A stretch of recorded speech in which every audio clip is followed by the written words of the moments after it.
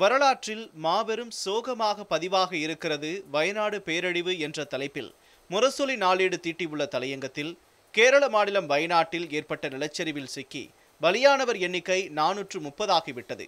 காணாமல் போன 120 பேரை தேடும் பணி 14வது நாளாக தொடர்ந்து கொண்டிருக்கிறது. இன்னும் எத்தனை உடல்களை உயிரற்றவர்களாக எடுக்கப் போகிறார்களோ.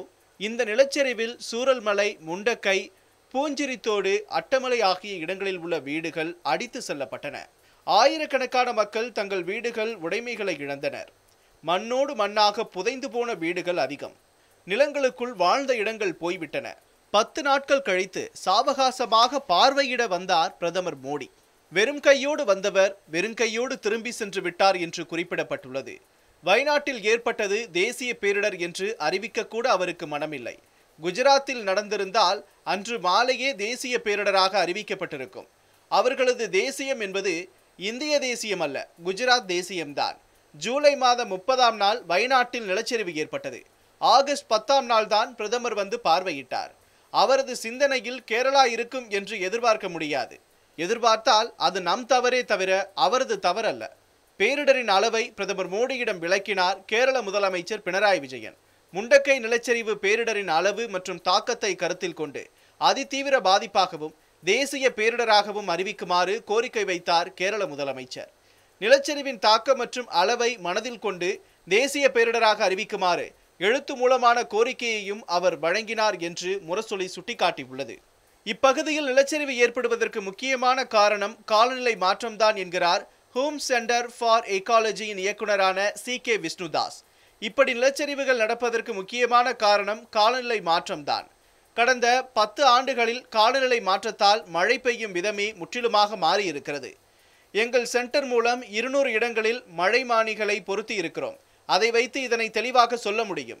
காலநிலை மாற்றத்தின் காரணமாக தென்கிழக்கு ஆசிய பகுதிகள் முழுவதுமே அதிக மழையை எதிர்கொள்கின்றன. குறிப்பாக அரபிக்கடல் பகுதி அதிக வெப்பமடைகிறது. இதனால் மிகப்பெரிய செங்குத்தான மேகங்கள் உருவாகின்றன. 2 கிலோமீட்டர் உயர மேகங்கள் உருவாகி மேக வெடிப்பும் அடிக்கடி நிகழ்கிறது. அந்த பகுதியில் நிலச்சரிவு ஏற்பட இது ஒரு முக்கிய காரணம் என்கிறார் CK விஷ்ணுதாஸ். இதையெல்லாம் கவனத்தில் கொள்கிறதா ஒன்றிய அரசு? இது கேரளாவுக்கான பிரச்சனை மட்டுமல்ல, இந்தியாவே கவனிக்க வேண்டிய தேசிய பிரச்சனை அல்லவா என்று முரசொலி நாளேடு வினவி உள்ளது. வெறும் நிலச்சரிவால் மட்டுமே இந்த பாதிப்பு ஏற்படவில்லை. புவி வெப்பமடைதல், காலநிலை மாற்றம் ஆகிய காரணங்களும் இதற்கு அடிப்படையாகும். கடந்த கோடை காலத்தில் முதலாக வெப்ப அலை பரவி இருக்கிறது. பருவநிலை மாற்றமும் அதிகமான மழைக்கு காரணமாக இருந்துள்ளது. இவை அனைத்தும் சேர்ந்துதான் நிலச்சரிவாக வெளிப்பட்டுள்ளது. இவை அனைத்தையும் ஆதாரபூர்வமாக கொடுத்த பிறகும் சம்பிரதாயமான வார்த்தைகள்தான் பிரதமரிடமிருந்து வந்தன. பேரிடரால் பாதிக்கப்பட்டவர்கள் பக்கம் நாடே உள்ளது. கேரளாவுக்கான அனைத்து உதவிகளையும் செய்வோம். உங்கள் தேவைகளை எங்களுக்கு எழுதுங்கள், குட் பை என்று சொல்லிவிட்டு சென்று விட்டார் பிரதமர்.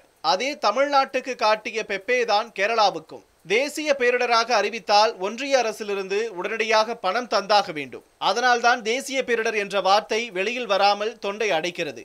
தேசிய பேரிடராக ஒரு பேரழிவு அறிவிக்கப்பட்டு விட்டால் அதனை ஈடு செய்ய தேவைப்படும் முழு நிதியையும் தேசிய பேரிடர் மேலாண்மை வாரிய நிதியிலிருந்து ஒன்றிய அரசு உடனடியாக வழங்க வேண்டும். இதன் தலைவராக இருப்பவர் பிரதமர் தான். அவர் நினைத்தால் பேரிடராக அறிவிக்கலாம், நிதியையும் வாரி வழங்கலாம். அப்படியெல்லாம் நடந்துவிடக் கூடாது என்பதால் தான் பிரதமர் மௌனம் சாதித்துவிட்டு சென்றுள்ளார் என்று முரசொலி குற்றம் சாட்டியுள்ளது. பெருமழை பெய்ததால் மலைப்பகுதியில் வெள்ளம் சூழ்ந்தது. வெள்ளம் சூழ்ந்ததால் மலைகள் இடம்பெயர்கின்றன. இடம்பெயர்ந்த மலைகள் குடியிருப்புகளை புதைக்கின்றன. வீடுகள் மண்ணோடு மண்ணாக போகின்றன. உள்ளே இருந்தவர் அனைவரும் மண்ணுக்குள் புதைகிறார்கள். இதைவிட பேரிழிவு என்ன இருக்க முடியும்? நிலச்சரிவு ஏற்பட்ட பகுதிகளில் மறுசீரமைப்பு பணிகளுக்காக ரூபாய் 2000 கோடி நிதி உதவி வேண்டும் என கேரள அரசு கோரிக்கை வைத்தது. அதற்கும் பிரதமரிடமிருந்து பதில் இல்லை. விளக்கமாக கடிதம் எழுதுங்கள் என்று சொல்லிவிட்டு சென்று விட்டார். கைப்புண்ணுக்கு கண்ணாடி எதற்கு என்பார்கள். பேரழிவுதான் கண்ணுக்கு முன்னால் நடந்துள்ளது. அதன் தடயங்கள் கண்ணுக்கு முன்னால் கிடக்கிறது. 430 உடல்களை விட வேறு ஆதாரங்கள் எதுவும் தேவையா? உண்மையாகவே இவர்கள் மரணம் அடைந்து விட்டார்கள் என்பதற்கான டெத் சர்டிபிகேட் எதிர்பார்க்கிறார்களா என்று முரசொலி நாளேடு வினவி உள்ளது.